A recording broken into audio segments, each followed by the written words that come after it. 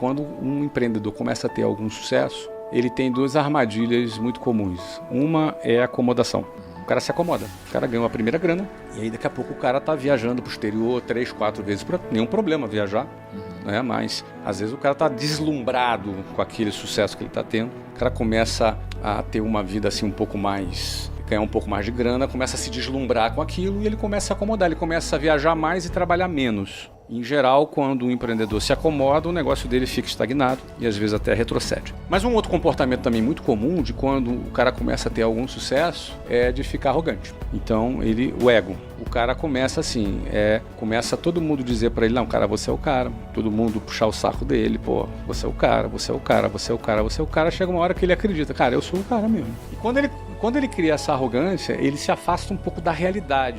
Então ele começa a perder os aliados dele quando ele chega na arrogância. Toda aquela galera que ele conquistou como aliado e foi crescendo junto com ele começa agora a desprezar aquilo ali. Começa a não dar a importância que aquilo merece ter e precisa ter para o negócio continuar funcionando. E o cara chega num ponto de arrogância. Eu caí nessa segunda armadilha, ali mais ou menos em 99. Porque vamos analisar o seguinte, o meu desafio não foi só dar certo num negócio. O meu desafio foi ter vivido uma transformação de vida muito rápida e muito cedo na minha vida. Então, com 19 anos, eu comecei a vender. Com 23, eu abri a WhatsApp. Com 25 anos, eu já estava muito bem, financeiramente. Então, com 25 anos, com 26 para ser exato, eu tinha 1.000 funcionários. Uma fortuna de mais de 10 milhões nesse momento. Nossa. Então, com 26 anos, tá? Então, o que acontece? Se você for analisar, dos 26 aos 19, são apenas 7 anos. É muito pouco tempo, cara. Então, eu morava no Jabu, pegava ônibus lotado, gastava 5 horas no meio do trânsito,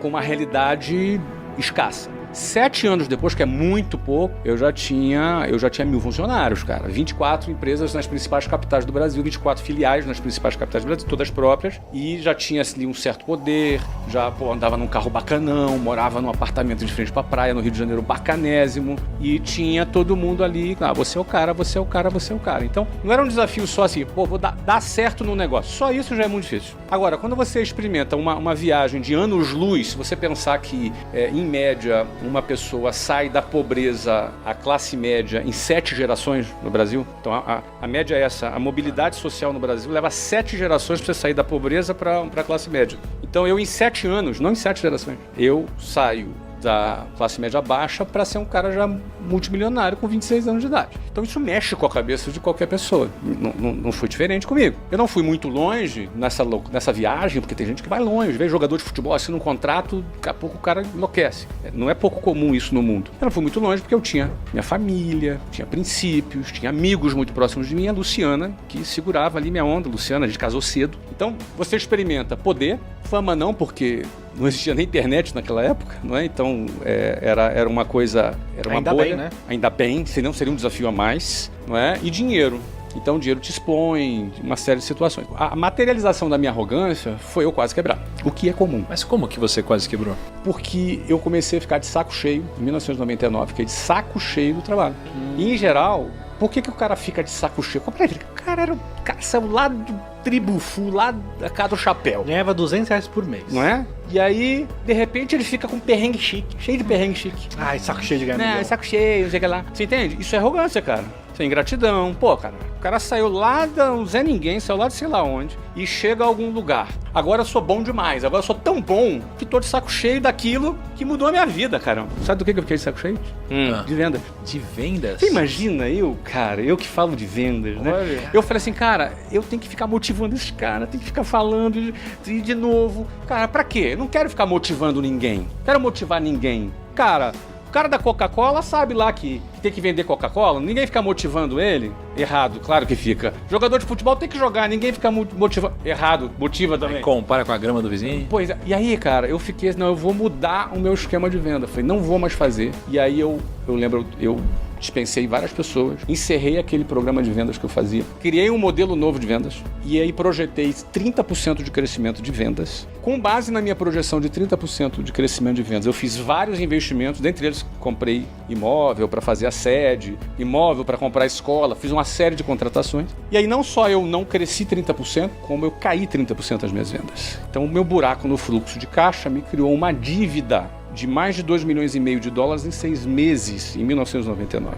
Eu comecei a fechar negativo no meu fluxo de caixa por conta daquela situação. Até o momento que eu falei, cara, já entendi onde é que eu errei, tem que voltar àquele formato de venda, gente. Quanto tempo você demorou pra ver que errou? Levei uns 6 meses. E a gente levou 6 meses por quê? Porque é o tempo que você leva, porque começa a apertar, você começa a ser, teu fluxo de caixa cai. E aí, naquele momento, eu falei, não, eu tenho que dar aquele corte. Eu conto essa história no livro Ponto de Inflexão, a história do gafanhoto, não é? E aí, eu voltei atrás em algumas contratações que a gente tinha feito. Antes de chegar nisso, eu só queria que você tentasse me descrever um pouquinho mais desse momento de sofrimento desses 6 meses. Cara. 6 meses de loucura, né? É assim, qual foi o primeiro? Putz, esse mês não foi. Não, e agora não foi.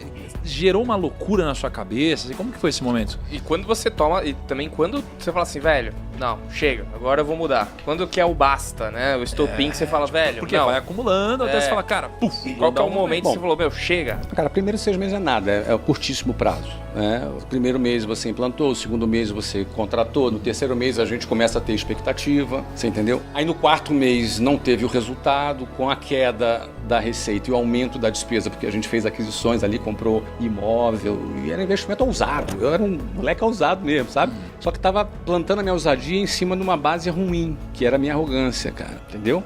E aí o que acontece? Aí no primeiro mês não funcionou e caiu a receita. A gente tinha caixa, pagou. No segundo mês caiu de novo, opa, não funcionou. E aí você começa, enfim, a ter que bancar. Você começa a ver o dinheiro do cofre acabando. Não, acabou a grana e você começa a acabar. Aí você, alguma coisa está errada. Aí o próximo passo é você entender o que está errado. Eu lembro que, vou contar então detalhes da história, tá? Eu e Luciana, um dia, ela estava grávida do Breno, uma barrigão ali, acho que devia ter ali uns 8 meses de gravidez. Eu cheguei em casa e ela estava assim, em cima da cama, sentada, de perna cruzada, com um monte de papel assim em cima da cama. E eu cheguei e falei para ela, e tudo bem? Ela, olha, amanhã é dia de folha, a gente não tem dinheiro para pagar funcionário. Nossa. Amanhã é dia de folha, a gente não tem dinheiro para pagar funcionário. Isso. E a gente nunca atrasou salário de funcionário. Aí, e a Luciana assim foi muito calma. Aquele dia eu vi ela preocupada. Aí eu fiquei preocupado. Ela olhou aquele olhão, arregalou para mim assim.